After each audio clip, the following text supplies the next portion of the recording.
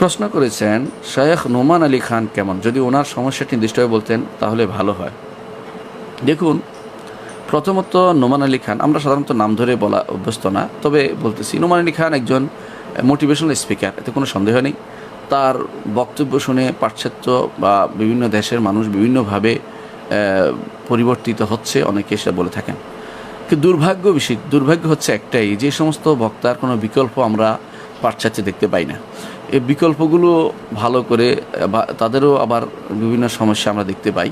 তো যিনি যেহেতু ইংরেজি বক্তা, তো ইংরেজি যারা জানে বা তারা ইংরেজি ভাষা বুঝে, তাদের জন্য এদের উপর নির্ভর করছে, আর কিছু পাচ্ছে না, তখন তাদের হয়তো একটা ওজোর থাকতে পারে। কিন্তু আপনি আমি যারা ভিন্ন ভাষার লোক পাচ্ছি, আমাদের কাছে ডক্টর মঞ্জুরুল ইলাহির মতো লোক আছেন যিনি স্পষ্টভাবে সব কিছু বুঝিয়ে দিতে পারেন, নোমান আলী খানের চেয়ে ভালো ইংরেজি বলতে পারবেন ইনশাআল্লাহ, এরকম ব্যক্তি আমাদের মধ্যে আছেন। তার স্পিচ আছে, আপনি দেখতে পান। আমাদের মধ্যে মাশায়েখদের অনুবাদ করা গ্রন্থ আছে আলহামদুলিল্লাহ। আমাদের মধ্যে এরকম মানুষগুলো যারা আছে, তাদের থেকে আপনি বক্তৃতা নিতে পারেন। আপনি কেন ওনার বক্তৃতা নেবেন? অনেকেই এরকম প্রশ্ন আমাকে করে থাকেন। আরেকদিন আমাকে এরকম প্রশ্ন করেছিলেন, আমাকে নিয়ে আহমদ মুসা জিবরিল নিয়ে।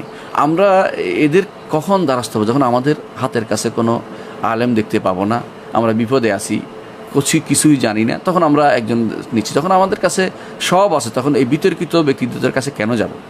বিতর্কিত ব্যক্তিগুলি কী সমস্যা আমি আপনাকে বলি। কেউ আছে খারেজি টাইপের, কেউ আছে এমন যে তারা দিন সম্পর্কে এখনও দিনকে তারা মনে করেছে কিছু আবেগপূর্ণ কথার মধ্যে সীমাবদ্ধ। তারা বিভিন্ন রকমের এমন গল্প দিবে যে গল্প কখনো শুদ্ধ না। আপনি জানেন যে পাকিস্তানে একজন বক্তা আছে, তাকে অনেক আবেগপূর্ণ বক্তৃতা করে এবং তার আবেগে আমরাও আপ্লুত হয়ে যায়, তো আবেগ আছে তার মধ্যে। কিন্তু সমস্যা কি, এত বানোয়াট হাদিস বর্ণনা করবে যার কোনো কোথাও আপনি তার কিছুই খুঁজে পাবেন না কোনো বইতে। এমন দুর্বল হাদিস বর্ণনা করবে যা কোথাও কোনো হাদিস হিসেবে আসলে আলেমরা বর্ণনা করা জায়েজ মনে করেননি। তো এরকম বক্তাও আমরা দেখতে পাই।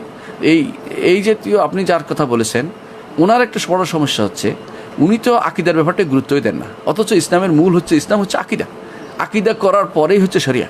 আকীদা যে ব্যক্তি জানবে না, সে ব্যক্তি শরিয়া কীভাবে জানবে?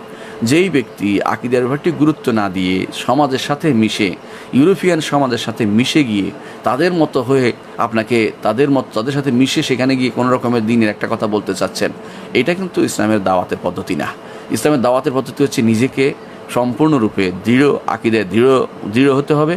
তারপর আপনাকে দেখেই মানুষ ঈমান আনবে, যেটা মানুষ করেছে।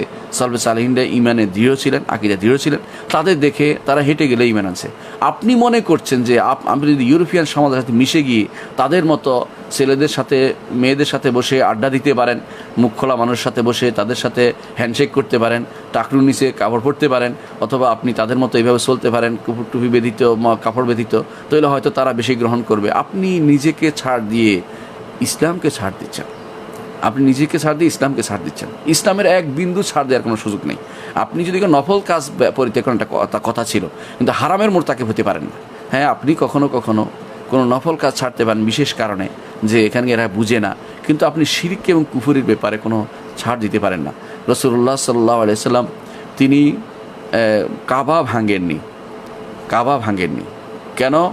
যে বলেছেন, আয়েশা, যদি তোমার কওম মুসলিম না হতো, অর্থাৎ এই কিছুদিন আগে শিরকের মধ্যে ছিল, এরকম না হতো, আমি কাবা ভেঙে নতুন করে কাবা ইব্রাহিম আলাইহিস সালামের কায়দার উপরে নির্মাণ করতাম। কিন্তু তিনি রেখে দিয়েছেন সেটাই, কারণ এটার দ্বারা ক্ষতির তেমন কিছু নেই। কাবার তোয়াফ হবে, এর বাইরে দিয়ে তোয়াফ হচ্ছে একটুকুই। এর মধ্যে একটা উপকারও হয়েছে আলহামদুলিল্লাহ। মানুষ যারা কাবার ভিতরে ঢুকতে পারে না, তারা হাতিমে ঢুকলে, ভাঙ্গা অংশে ঢুকলে তারা কাবার ভিতরে ঢুকার মতো তারা নিজেদেরকে অনুভব করতে পারবে। রাসূলুল্লাহ সাল্লাল্লাহু আলাইহি ওয়াসাল্লাম একবার আয়েশা রাদিয়াল্লাহু আনহাকে বলেছেন, আয়েশা রাদিয়াল্লাহু যখন বললেন, ইয়া রাসূলুল্লাহ, আমি কাবার ভিতরে সালাত আদায় করতে চাই, রসুল তাকে হাতিমের ভিতরে নিয়ে গিয়ে বললেন যে এখানে পড়লে কাবার ভিতরে সালাত আদায় করা হয়ে যাবে। শিখিয়ে দিলেন যে এখানে পড়লে হবে। এটার মধ্যে হ্যাকমত রয়েছে আলহামদুলিল্লাহ। রাসূলুল্লাহ সাল্লাল্লাহু আলাইহি ওয়াসাল্লাম যদিও চেয়েছেন যে এটা একটা নফল কাজ হতো, যদি সুন্দরভাবে বানানো হতো, যদি ইব্রাহিম আলাইহিস সালাতু ওয়াস সালামের কায়দা তার এই যে ভিত্তির উপর প্রতিষ্ঠা করা হতো, আরও সুন্দর হতো, কিন্তু সেটা তিনি করেননি। কেন? যে এই নফল কাজ করতে গেলে মানুষের অন্তরে আরও বিভ্রান্তি তৈরি হবে। সুতরাং আমাদের যারা দাঁড়িয়ে আছে তাদের উচিত এই বিষয়গুলো দেখাও, যেই দেশে যেই সুন্নতটি এত বেশি প্রসারিত নয়, এবং যেটা না হলে ইসলামেরও কোনো ক্ষতি হবে না, বরং এটা বেশিরভাগই হচ্ছে যেটাকে বলা হয় তানাউউ ফিল ইখতিলাফ, মতভেদ যেখানে যেমন ইখতিলাফের মধ্যে তানাবুর যেটাকে বলা হয় বা বৈচিত্র্যময় মতভেদ, সেখানে আপনি বাড়াবাড়ি করবেন না, আমি বাড়াবাড়ি করি না, এতে কোনো সমস্যা নেই। কিন্তু যে জিনিসটা হারাম সেটা করা যাবে না, হারামের কাজ করা যাবে না। দুর্ভাগ্যবশত এদের মধ্যে দাঁড়িদের মধ্যে কাউকে দেখা যায় গান গাচ্ছে, এবং ইন্ডিয়ান গান গাচ্ছে কেউ, দুর্ভাগ্য। এটা দাওয়াতের চিহ্ন, ওটা কে কোন দিকে দাওয়াত হলো সেটাতে আপনি এটা দিয়ে কী বুঝাতে চাচ্ছেন? আপনি জিনিসটা হালাল করে দিলেন। এখন সে সবাই গাইবে গান, আপনার অনুসারে সবাই গান গাইতে থাকবে। এখন এরপরে কেউ দেখা যায় টাকনুর নিচে পড়ে হাঁটতেছেন, এখন সবাই টাকনুর নিচে, এটা হারাম, নিচে কোনো সন্দেহ নেই, এখন সবাই টাকনুর নিচে কাপড় পরে হাঁটতে থাকবে। এরপরে কেউ দেখা যায় যে নারীদের সাথে বসে আড্ডা দিচ্ছে, আপনি এখন নারীদের সাথে বসে আড্ডা দেন।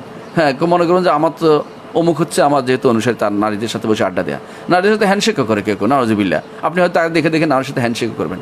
আপনি দেখবেন তাদের মধ্যে কেউ দেখবেন তাদেরকে যে তারা আকিদার ব্যাপার নিয়ে হাসাহাসি করে। এরপর আপনার কাছে আকিদা যখন বলবো, আপনি আকিদা কি দরকার? অথচ আকিদা হচ্ছে মেইন। আপনি বলতে পারেন শব্দটা আছে কিনা, শব্দটাও আছে, আমরা এটা আমাদের বিভিন্ন দার্সে তুলে ধরেছি, আপনি পাবেন যে শব্দটাই আসলে কোরআনেরই শব্দ, হাদিসেরই শব্দ, হাদিস থেকে সরাসরি আছে, লা ইয়াতাকিদুহুন্না সরাসরি শব্দটা আছে, এবং মুসনান দারমিতে হাদিসটা এসেছে, যেখানে আকিদা শব্দটি, ইতিকাদ করার শব্দটি হাদিসে আসছে, সেখানে হাদিসটা যারা অস্বীকার করে তারা হাদিসকে অস্বীকার করছে। সুতরাং না জেনে জানা উচিত, না জানলে কোথায় আছে। কিন্তু তাই বলে আপনি অস্বীকার করতে পারেন না যে আকিদা শব্দটি নেই। আর আকিদা শব্দটা ব্যাপক শব্দ, এটা না হয়ে আপনি এর বিপরীতে ঈমান বলেন, একই কথা হলো। আপনি যদি বলেন তার তাওহীদ বলেন, একই কথা হবে। সেগুলি গুরুত্ব না দিয়ে আমি দুনিয়ার মোটিভেশনাল স্পিকারদের পিছনে ঘুরেছি, তাদের দ্বারা মোটিভেশনাল জিনিসটা ভালো, এতে কোনো সন্দেহ নেই। কিন্তু মোটিভেশনাল যদি আকিদার পরে হয় সেটা ভালো হবে। আকিদা না থেকে শুধুমাত্র মোটিভেশনাল হলে অনেক হিন্দু বৌদ্ধকেও আপনি মোটিভেশন দেখতে পাবেন। তারা চোখের পানিতে ভেসে যাচ্ছে যখন তারা মূর্তির সামনে দাঁড়ায়। হিন্দুদের যখন আপনি দেখতে পাবেন একজন বৌদ্ধের সামনে দাঁড়িয়ে কাঁদতেছে, চোখের পানি ফেলতেছে। আমি কত মানুষকে দেখেছি শ্রীলঙ্কাতে, বিভিন্ন দেশে, আমি কত খ্রিস্টানকেও দেখেছি সে চোখের পানি ফেলতেছে।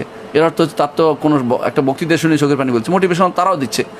সব মোটিভেশনাল আপনার দিনের জন্য যথেষ্ট নয়, এবং দিনের জন্য আপনার জন্য সেটা কার্যকরী হবে না। যদি ইমানের পরে মোটিভেশনাল কাজ হয় সেটা হবে গ্রহণযোগ্য। আমি বলেছিলাম যে পাকিস্তানের একজন ভালো বক্তা, কিন্তু তার মোটিভেশন আছে, কিন্তু এই মেহনতের আছে, অনেক কষ্ট করছেন, কিন্তু এই দুর্বল হাদিস আর বানোয়াট বর্ণনা দিয়ে যে তিনি যেভাবে বর্ণনা করেন সেগুলো কিন্তু মোটিভেশনাল চলে, কিন্তু এগুলোর একটা খারাপ দিক রয়েছে। কারণ খারাপ দিক কী? এই কাহিনীগুলো একসময় আমাদের জন্য বিপদের কারণ হয়ে দাঁড়াবে। এগুলোর মধ্যে এমন এলিমেন্টস আছে যেগুলো আকিদা বিরোধী। এই এলিমেন্টসগুলো আমাদের জন্য বিরাট বিপদ হয়। পরবর্তীতে কেউ জিজ্ঞাসা করে অমুকে এটা বলেছে, আপনি কি বলেন? এখন আমি না ওনার বিরুদ্ধে বলতে পারছি, না ওটাকে খণ্ডাতে পারছি, এখন আমাকে বলতেই হচ্ছে যে এটা সেটা কুফরি বা শিরকি সরাসরি কথা বলতে হচ্ছে। তখন বলে যে আপনি মানুষকে কাফের বানাচ্ছে। আরে আমি তো কাউকে কাফের বানাইনি। একজন মানুষ নিজে ভুল করে কুফরিতে লিপ্ত হচ্ছে, তাকে তো সাবধান করা দরকার। আমি তাকে সাবধান করি না, তাকে এই জন্য কিছু বলিনি। আমি তো বলছি কাজটা কুফরি হচ্ছে।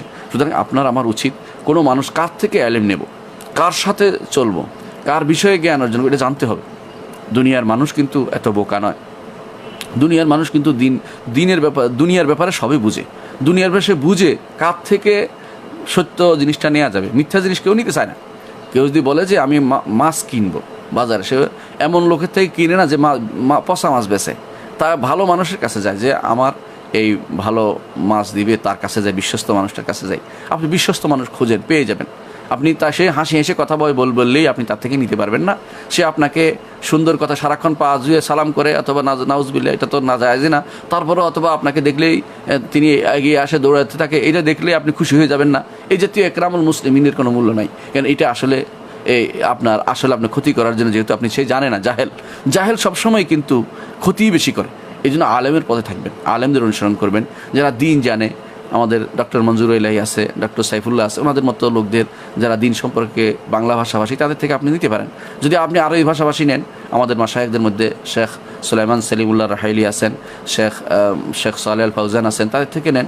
আর যদি কোনো বলেন আমি এই দেশীয় যারা উর্দু ভাষাভাষী আলেমদের থেকে নিতে পারেন। আলহামদুলিল্লাহ আবু জায়েদ জামিরের কথা নিতে পারেন, অনুরূপভাবে শেখ জুবাইর আলী জাহির কথা নিতে পারেন।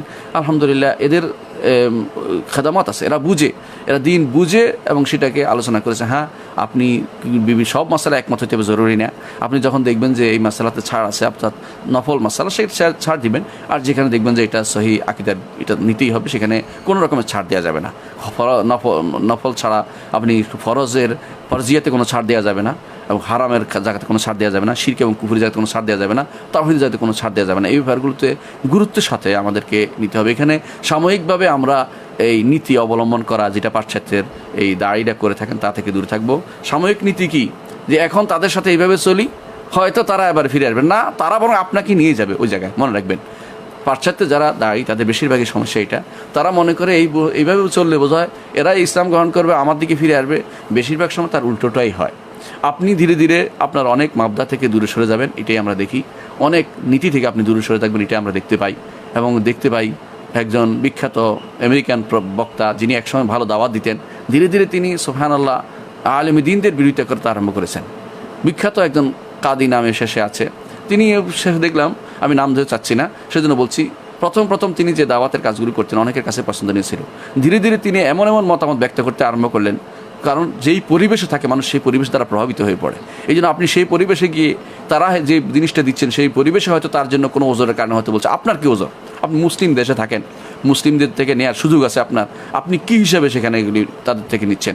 যারাই এরকম দিগ্ভ্রান্ত বা যাদের মধ্যে সমস্যা আছে, তাদের থেকে দূরে থাকার কথা বলবো। অনেকেই রাগারাগি করবেন যে আমি কাউকে ঘৃণা করছি, কাউকে অহংকার করছি, কারোর সাথে হিংসা করছি বা বিদ্বেষ করছি। বিশ্বাস করেন, আল্লাহকে সাক্ষী রেখে বলছি, আমি ওনার বিরুদ্ধে যাচ্ছি না। উনি যদি আজও যদি কোনো ফিরে আসে দিনের দিকে, কাল থেকে আমি ওনার পক্ষে বলবো।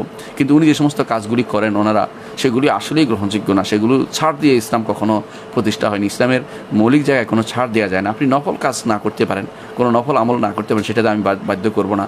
তিনি যদি কোনো বলে যে আমি তারাবির নামাজ 5 রাকাত, আমি 4 রাকাত পড়বো, আমি তাও বাধা দিব না, কারণ যা না পড়লে তো গুনাহ হবে না।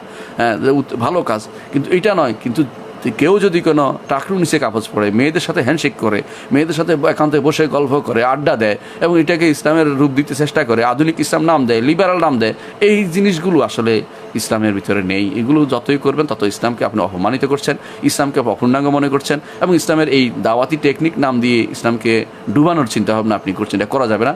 নিজেকে নিজের মাবদায়ের উপরে, নিজের নীতির উপরে, নিজের আকিদের উপরে, নিজের শরীয়র বিধানের উপরে সম্পূর্ণভাবে রাখতে হবে। শুধুমাত্র যেখানে নফল কাজ আছে সেখানে আপনি যদি ছাড় দেন পরিবেশের কারণে, সেটা শরীয়ত অনুমোদন করেছে। যেমনি আমরা বলেছি ইয়ার ব্যাপারে, কাবার ব্যাপারে যেমন বলেছি, সেরকম সামান্যতম জিনিস হলে সেটা হলো আলাদা কথা। কিন্তু যেখানে আমি জানতে পারি যে এটাই করতে হবে, সেখানে বিপরীতটা করার কোনো সুযোগ নাই। আশা করি বিষয়টি বুঝে আসছে।